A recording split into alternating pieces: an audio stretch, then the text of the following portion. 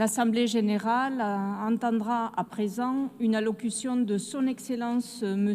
Abdoulaye Maïga, Premier ministre, chef du gouvernement et ministre de l'administration territoriale et de la décentralisation de la République du Mali. Je prie le protocole de bien vouloir accompagner Son Excellence, que j'invite à prendre la parole devant l'Assemblée.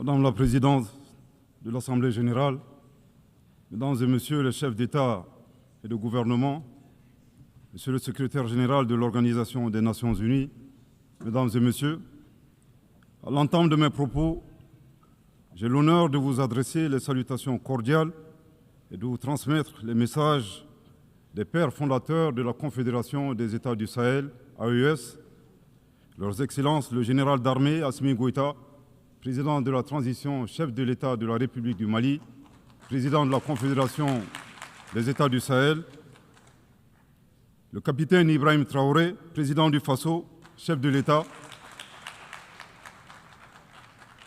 le général d'armée Abdourahmane Tchani, président de la République du Niger, chef de l'État. Je vous prie de recevoir également les salutations chaleureuses du peuple digne de l'AES, plus que jamais déterminé à se libérer du joug de l'impérialisme et à réaliser son autodétermination dans un esprit panafricaniste. En vous adressant les vœux de succès de la Confédération des États du Sahel pour votre élection à la présidence de cette 80e session de l'Assemblée générale, Madame la Présidente, je félicite en même temps votre prédécesseur, Son Excellence M. Philémon Yang, de la République du Cameroun pour son leadership exemplaire durant les travaux de la 79e session. Qu'il me soit enfin permis de réitérer au secrétaire général, M. Antonio Guterres, notre appréciation des efforts qu'il continue de déployer pour la réalisation des nobles objectifs de notre organisation commune. Mesdames et Messieurs, le thème de cette 80e session de l'Assemblée générale, à savoir, je cite, « Mieux ensemble », plus de 80 ans au service de la paix, du développement et des droits humains, fin de citation, est d'une importance toute particulière pour les États membres de la Confédération AES. Oui, la paix, l'entraide, le développement et la préservation des droits humains demeurent les principaux objectifs, voire la raison d'être des Nations Unies. Hélas, ces objectifs essentiels n'ont jamais été autant ébranlés dans le monde et au Sahel précisément, du fait essentiellement des groupes armés obscurantistes, instrumentalisés et soutenus par des sponsors étatiques étrangers. Les États membres de la Confédération des États du Sahel sont à l'avant-garde de la lutte contre le terrorisme qui constitue à la fois une menace réelle à la paix et à la sécurité internationale, mais aussi et surtout une atteinte grave au fondement même de nos États. Sous l'impulsion de nos chefs d'État, les forces de défense et de sécurité des 3 pays de la Confédération AES travaillent étroitement dans un élan de collaboration et de complémentarité sans précédent et sont portés par un engagement commun et une mutualisation des efforts pour endiguer le fléau du terrorisme. Cette nouvelle dynamique, articulée autour du renforcement des capacités opérationnelles de nos forces de défense et de sécurité, à travers un recrutement massif, une formation adéquate et la fourniture d'équipements appropriés, produit chaque jour des résultats encourageants sur le terrain, confirmant ainsi toute la pertinence de notre décision souveraine de nous mettre ensemble pour combattre nos ennemis communs. À la différence de certains États qui ont ouvert des couloirs de passage sur leur territoire aux terroristes, en vue d'attaquer d'autres pays ou d'offrir leur territoire comme base arrière, les pères fondateurs de l'AES, par engagement panafricaniste et dans le souci de préserver les intérêts de leur population, ont décidé de sécuriser leur pays tout en évitant une propagation de la menace vers d'autres régions africaines, voire dans le monde, effectuant ainsi un véritable travail de sécurité publique régionale et mondiale. Il ne fait l'ombre d'aucun doute que par leur sacrifice, les vaillantes forces de défense et de sécurité de l'AES contribuent à la sécurité d'autres régions, notamment les pays situés sur la côte ouest africaine. Nous saisissons cette opportunité pour nous incliner devant la mémoire des victimes civiles et militaires de l'insécurité dans le Sahel. L'approche souverainiste mise en œuvre s'inscrit dans le cadre de la vision portée par les chefs d'État de l'AES dédiée à la sécurité de nos États, suite au retrait des forces internationales. Défiant tous les pronostics et loin de se saborder, nos pays ont fait preuve d'ingéniosité en se fondant sur le substrat historique, géographique et la capacité de résilience des peuples confédérés qui, malgré plus d'une décennie de crise sécuritaire et humanitaire, continuent de démontrer une force exceptionnelle d'engagement patriotique. En somme, nos trois pays ont su apporter une réponse coordonnée et endogène à cette guerre qui nous a été imposée. C'est le lieu de renouveler ici la détermination pleine et entière de la Confédération AES à devenir une puissance régionale panafricaniste, à poursuivre et à intensifier ses actions en vue de bouter à jamais le terrorisme hors de notre espace commun, à consolider l'autorité de l'État, à protéger nos populations et leurs biens et à assurer notre prospérité. La Confédération AES réitère avec force sa ferme condamnation du soutien ouvert et parfois exprimé publiquement de sponsors étatiques étrangers qui, pour des motifs impérialistes, déstabilisent notre entité d'une part, en mettant à la disposition des groupes terroristes des conseillers, des moyens logistiques et des armes et munitions, d'autre part en leur accordant un soutien politique et en leur offrant des bases arrières situées dans certains pays voisins en violation de toutes les règles internationales. Mesdames et messieurs, aussi éloigné qu'il n'y paraît, la guerre en Ukraine et le terrorisme dans le Sahel ont des connexions. À titre de rappel, après l'attaque terroriste contre une patrouille des forces de défense et de sécurité maliennes du 24 au 26 juillet 2024 à Tinzaouaten dans la région de Kidal, le Mali avait dénoncé cet incident dans son allocution de 2024, ici même, et condamné l'attitude d'officiels ukrainiens qui ont publiquement revendiqué leur participation à la dite attaque terroriste. De ce comportement atypique, nous avons déduit tout simplement que les officiels ukrainiens ont malheureusement confondu la scène internationale et la scène de théâtre. Une année plus tard, la situation s'est accrue avec le régime et le régime ukrainien est devenu l'un des principaux fournisseurs de drones kamikazes aux groupes terroristes dans le monde. Dans ce contexte, certains États occidentaux doivent cesser de fournir des armes à l'Ukraine au risque de contribuer à la promotion du terrorisme international.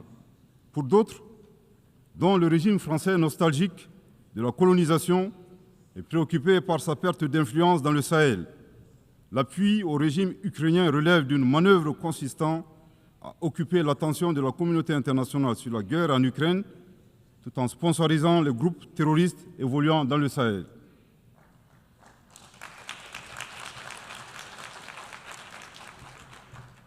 Fidèle au principe de la Charte des Nations Unies, le Mali avait, le 15 août 2022, saisi le Conseil de sécurité des Nations Unies en vue d'une réunion du Conseil afin que mon pays puisse fournir des preuves irréfragables du soutien de la France aux activités terroristes. Jusque-là, la requête est demeurée sans suite, alors que leurs actions de sabotage continuent à divers niveaux. Il est temps d'agir pour que les responsables de ces violences soient identifiés et confondus, que les résolutions soient traduites en engagements concrets, que l'espace sahélien soit définitivement sécurisé et que les ressources du Sahel bénéficient aux populations du Sahel. Les institutions internationales, au premier chef l'ONU, ont été créées au lendemain de la Seconde Guerre mondiale pour protéger les peuples contre les excès de violence, les logiques d'anéantissement et les génocides silencieux. Il est grand temps que la conscience mondiale se réveille et que les institutions internationales prennent leur part de responsabilité en répondant véritablement aux cris de détresse des peuples opprimés qui revendiquent leur souveraineté. La Confédération AES réitère son engagement à coopérer avec l'ensemble des États, des organisations régionales et internationales et partenaires qui respectent sa souveraineté ses choix politiques souverains, ses priorités en matière sécuritaire, de lutte contre le terrorisme, de développement économique et social, et ce, dans le cadre d'un partenariat gagnant-gagnant pour la réalisation des aspirations de ces populations. Mesdames et messieurs, outre les efforts de sécurisation pour le retour de la paix dans nos pays, le gouvernement de la Confédération AES s'attelle à la mise en œuvre d'une stratégie globale et intégrée qui inclut des mesures politiques, de développement économique et social, de justice et de réconciliation. En choisissant la voie de l'audace et de la souveraineté, les instances confédérales ont lancé des initiatives de rupture fondées sur le développement endogène. C'est là un chemin clair, celui d'apporter nous-mêmes la valeur ajoutée indispensable à nos économies et de préserver la dignité de nos peuples. Ce choix que nous assumons pleinement traduit notre volonté ferme et inébranlable de prendre en main notre destin.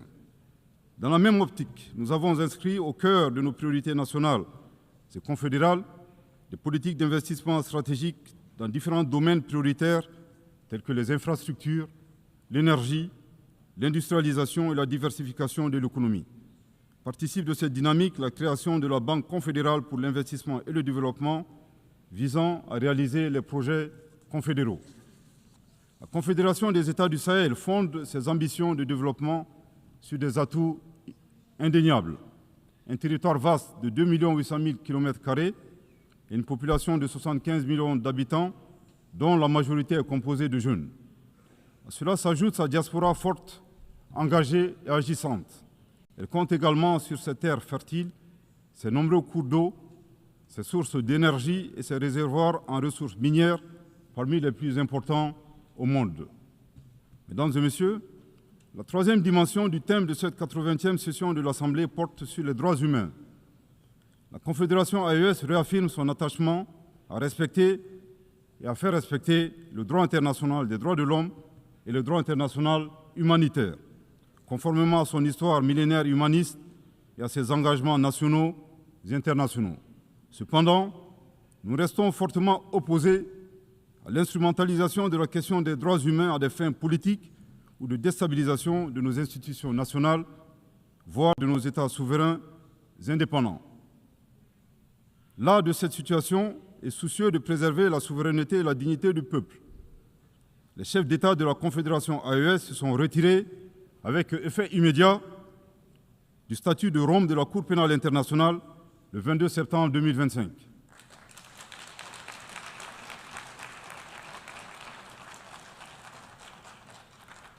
À ce retrait s'ajoute leur volonté de privilégier dorénavant des mécanismes endogènes de justice en adéquation avec leurs valeurs sociétales et dans l'intérêt du peuple de l'AES. Nous dénonçons également le double standard observé par certains acteurs internationaux, dont le curseur se déplace en fonction de leurs intérêts. Ces donneurs de leçons ne sont d'ailleurs eux-mêmes pas les meilleurs exemples en matière de respect des droits de l'homme. Nous appelons nos partenaires à privilégier le dialogue et la coopération qui demeurent les meilleurs leviers pour promouvoir les droits humains à travers le monde. Mesdames et messieurs, au moment où nous célébrons les 80 ans des Nations Unies, force est de constater que notre cadre multilatéral, incarné par l'ONU, est mis à rude épreuve dans un contexte international marqué par la polarisation, le retour progressif du nationalisme, du protectionnisme, du repli sur soi et des rapports de force. En dépit de cette réalité conjoncturelle, le constat est que les trois objectifs majeurs consignés dans la Charte des Nations Unies, à savoir la paix, le développement et les droits humains, restent pertinents. Pour la réalisation de ces objectifs, nous avons besoin, premièrement, d'une organisation des Nations Unies véritablement rénovée, réformée et adaptée aux exigences de notre temps. C'est une condition essentielle pour mieux asseoir sa légitimité internationale et assurer l'application effective de ces décisions. C'est l'occasion de rappeler avec force que l'Afrique demande depuis une vingtaine d'années des réformes pour réparer l'injustice historique qui lui est faite, en ce qui concerne sa représentativité au Conseil de sécurité. Je réaffirme ici le soutien total de la Confédération AES à la position commune africaine sur cette question, énoncée dans le consensus des îles Unies et la déclaration de Sirte. afin que l'Afrique puisse disposer de 2 sièges permanents et de 5 sièges non permanents.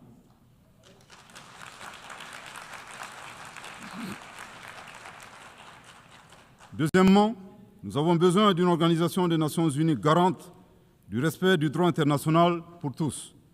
Nous sommes préoccupés de constater les violations flagrantes du droit international dans le monde, et ce, en toute impunité.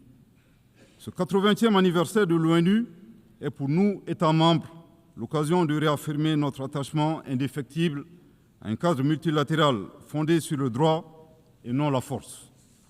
Troisièmement, nous avons besoin de mécanismes robustes de suivi et de mise en œuvre des conclusions des conférences internationales.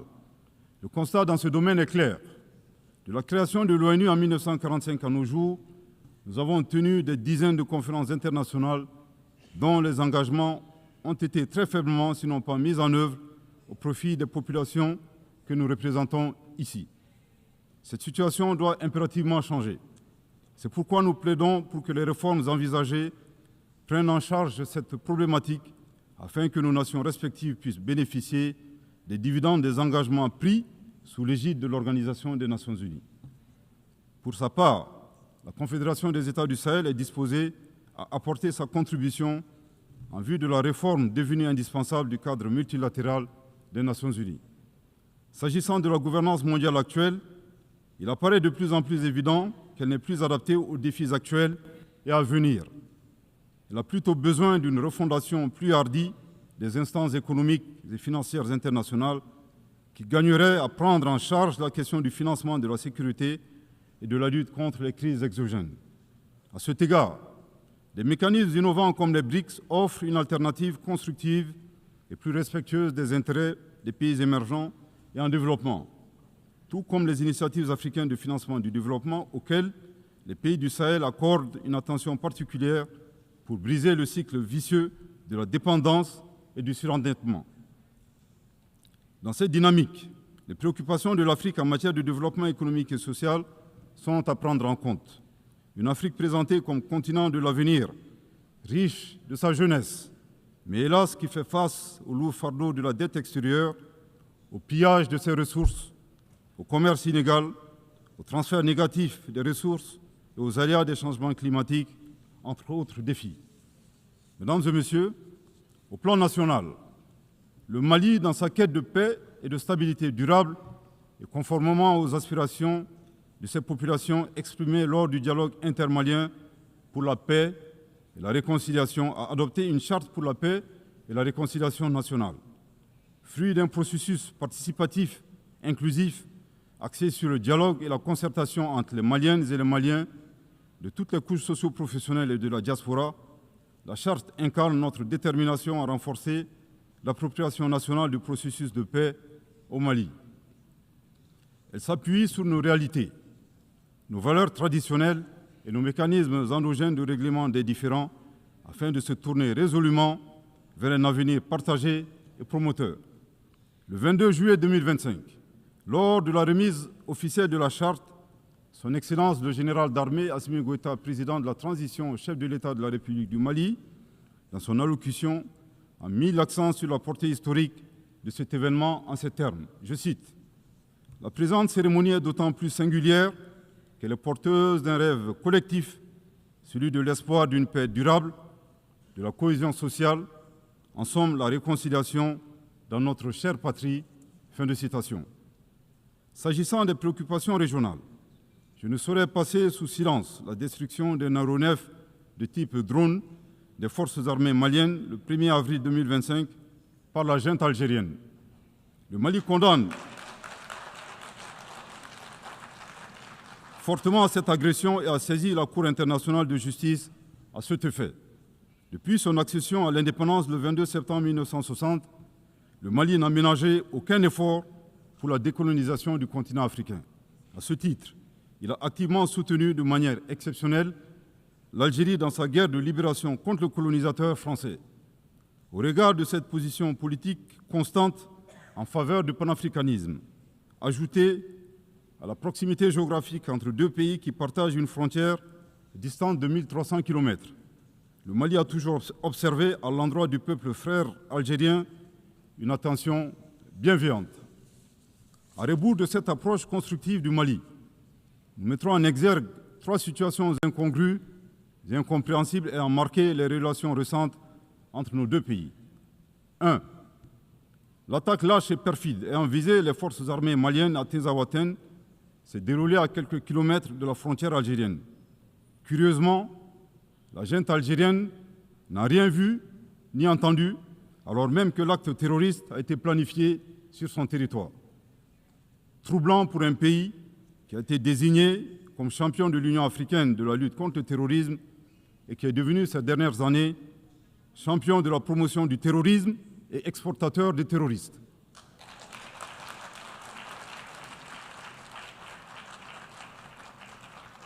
Deux, comme annoncé, la junte algérienne a annoncé un drone malien acheté sur fonds propres à la sueur du contribuable malien, au motif fallacieux de la violation de leur espace aérien.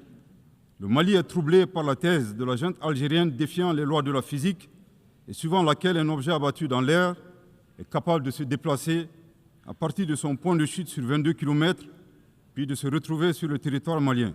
En effet, il est utile de souligner que les débris du drone malien se sont retrouvés sur le territoire malien, validant nos arguments. 3. Le 4 septembre 2025, le gouvernement malien a informé l'opinion du dépôt d'une requête introductive d'instance auprès de la Cour internationale de justice contre la junte algérienne concernant la destruction du drone. Dans un communiqué du ministère algérien des Affaires étrangères, en date du 19 septembre 2025, nous avons appris avec une profonde stupéfaction une allégation suivant laquelle le dépôt de la requête malienne a été motivé par la conférence de presse du ministre algérien des Affaires étrangères, intervenue le 13 septembre 2025 et lors de laquelle il niait le dépôt de la requête malienne auprès de la Cour internationale de justice. Nous faisons observer au ministre que le dépôt de la requête annoncé par le Mali le 4 septembre n'a jamais signifié son enregistrement automatique par la Cour internationale de justice. Le Mali rappelle que la diplomatie vise à défendre les intérêts de son pays. En supposant que la plainte malienne ait été déclenchée par sa conférence de presse, l'énergumène d'Alger démontre que sa vision de la diplomatie est de pousser les autres pays à poursuivre son pays devant des instances internationales, devenant ainsi un performant autobuteur, populairement appelé au Mali Yabé. C'est troublant.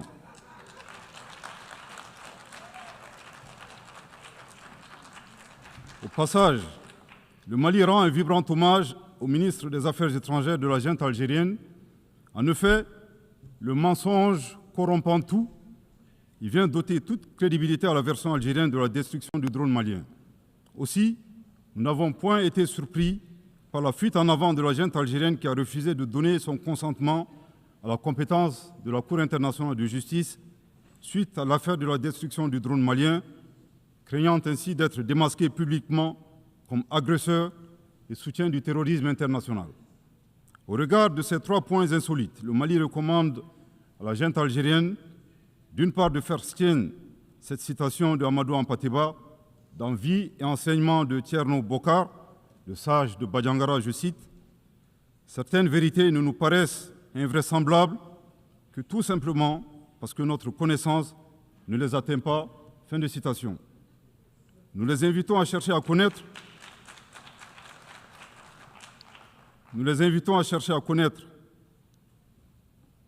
le Mali et les valeurs qu'incarnent les Malidéons. Aussi, face aux assauts et à l'adversité, nous ne serons pas des spectateurs. Pour chaque balle tirée contre nous, nous réagirons par réciprocité. Pour chaque mot employé de travers, nous réagirons par réciprocité. D'autre part, il est vivement recommandé à la junte algérienne d'organiser à Tinzaouaten en Algérie un festival international annuel dédié à l'artifice de l'intelligence humaine. Du haut de cette tribune, nous appelons la junte algérienne à cesser de soutenir le terrorisme international et à s'impliquer résolument dans la promotion de la paix et de la sécurité dans un esprit constructif en respectant la souveraineté des États. Je répète, du haut de cette tribune, nous appelons la junte algérienne à cesser de soutenir le terrorisme international et à s'impliquer résolument dans la promotion de la paix et de la sécurité dans un esprit constructif en respectant la souveraineté des États. Je répète pour une dernière fois, du haut de cette tribune, nous appelons la junte algérienne à cesser de soutenir le terrorisme international et à s'impliquer résolument dans la promotion de la paix et de la sécurité dans un esprit constructif et en respectant la souveraineté des États. À bon entendeur, tant pis.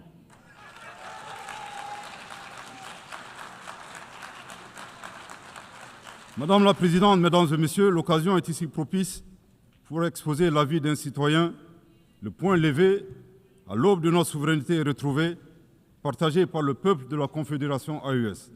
Notre confédération est composée de nations combattantes, une terre de résistance.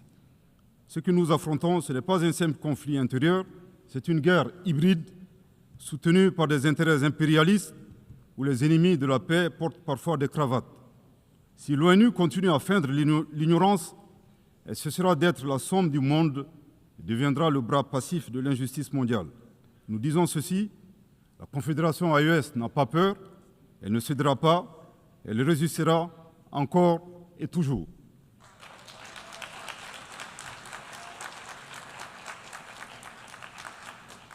Toutefois, la Confédération AES donne aux Nations Unies une opportunité historique, celle de se placer du côté de la vérité, celle de reconnaître que le peuple de l'AES est agressé, celle de soutenir une confédération qui combat à la fois pour elle-même et pour l'Afrique, pour la stabilité du continent et indirectement pour celle du monde entier.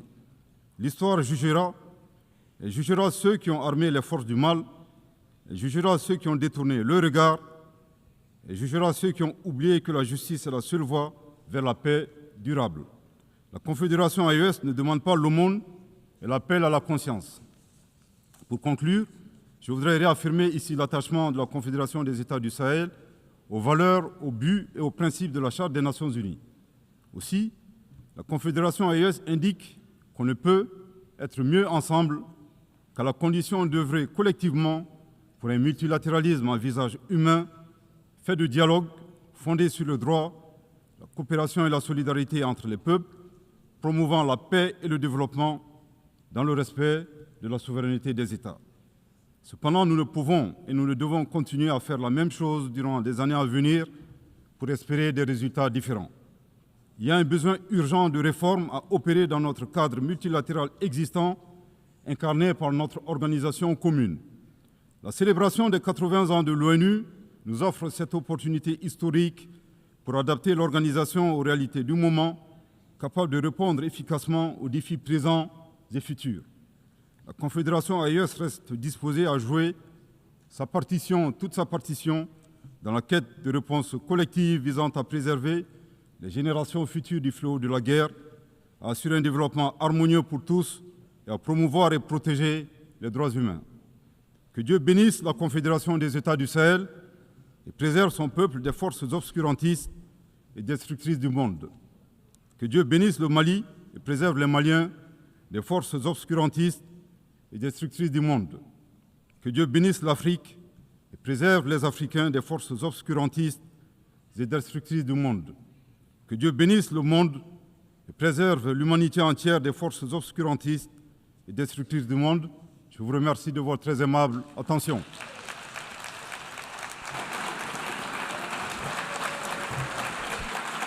Au nom de l'Assemblée générale, je tiens à remercier le Premier ministre, chef du gouvernement et ministre de l'administration territoriale et de la décentralisation de la République du Mali.